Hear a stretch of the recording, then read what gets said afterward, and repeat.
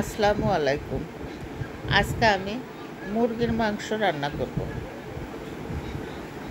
মুরগি যদি এভাবে রান্না করেন, আমার বিশ্বাস এরপরে আর অন্য কোনোভাবেই রান্না করবেন না। এই মাংসটা এত বেশি টেস্টি হয়। আর এটা শুধু মুরগি দিয়ে কেন, গরু, খাসি, মুরগি, হাঁস যে কোনো মাংসই এভাবে রান্না করতে পারবেন।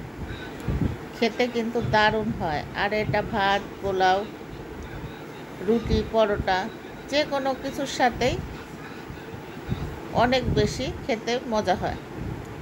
তো প্রথমে কড়ার মধ্যে আমি তেল দিয়ে দিব। এর মধ্যে আমি এলাচ, দারচিনি, লং দিয়ে আমি এখানে পরিমাণ মতো শুকনো মরিচ, জিরা, পেঁয়াজ, রসুন, আদা একসাথে সব কিছু ব্লেন্ড করে নিয়েছি। এবার আমি এটা তেলের মধ্যে দিয়ে একটু ভেজে নিয়ে এর মধ্যে আমি পরিমাণ মতো হলুদের গুঁড়ার 1 চা চামচ, ধনিয়ার গুঁড়া দিয়ে সামান্য একটু পানি দিয়ে মশলাটাকে আমি ততক্ষণ পর্যন্ত কষাবো যতক্ষণ তেল উপরে উঠে না আসে।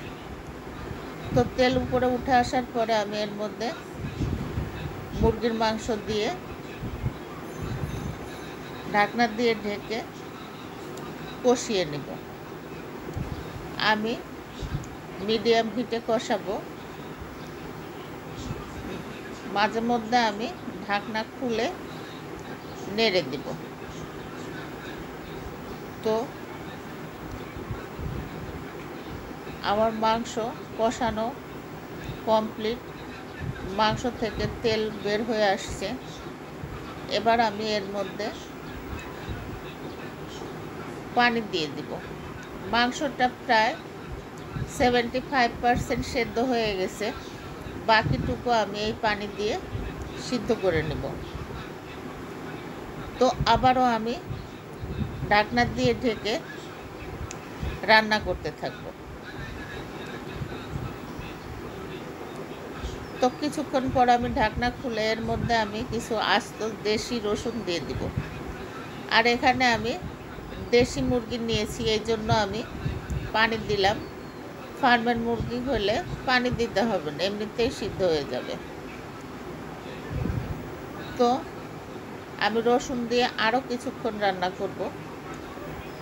তো কিছুক্ষণ পরে, প্রায় 10 মিনিট পরে আমার মাংস রান্না প্রায় কমপ্লিট হয়ে গেছে।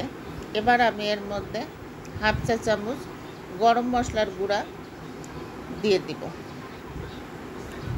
গরম মশলার গুঁড়া দিয়ে আমি একটু নেড়ে দিব।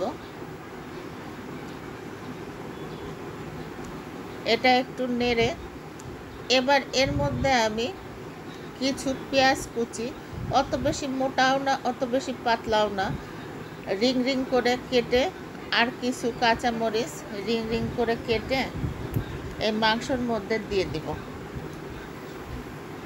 দিয়ে আমি 1 থেকে 2 মিনিট আমি রান্না করব, এর বেশি না। বিশ্বাস করেন, এভাবে একবার মাংস রান্না করে খেয়ে দেখবেন। এই পেঁয়াজ কুচি দেওয়ার কারণে এই মাংসটা এত বেশি মজা হয়, আপনি না খেলে বুঝতেই পারবেন না।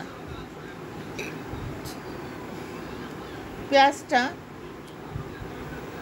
গলে যাবে না, আবার একদম কাঁচাও থাকবে না, হালকা একটু ক্রাঞ্চি থাকবে। খেতে অসম্ভব মজা লাগে। তো একবার আপনারা এভাবে বাসায় ট্রাই করবেন, আশা করি ভালো লাগবে। তো ধন্যবাদ সকলকে সাথে থাকার জন্য। আল্লাহ হাফেজ।